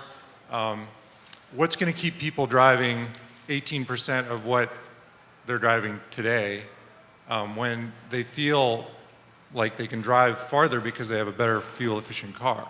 So, I mean, how do you tile those in realistically? Is this a question for anyone in particular?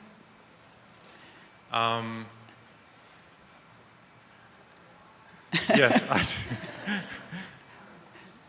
Yes. You're going to have to help Sorry. me focus on that question a little bit. I'm sorry. I don't want to just ramble on. One piece was it takes a great deal of energy to actually deliver food on the plate, much more energy than is delivered. 10 calories of fossil Right. fuel to produce 1 calorie of food. Yes, okay. And So with respect to that, it takes a small fraction of the energy that's in biomass to produce it and transport it and store it to a fuel production facility.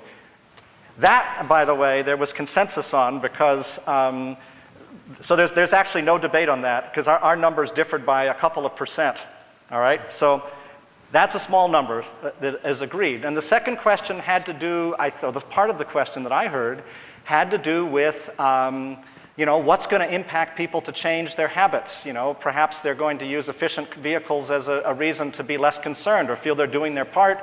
That's a very complicated question, or a very complicated set of answers to that, which I think might be best for another forum. I at least have no simple answers to that. I have a lot of thoughts, but I don't want to burden you with a long answer at this point.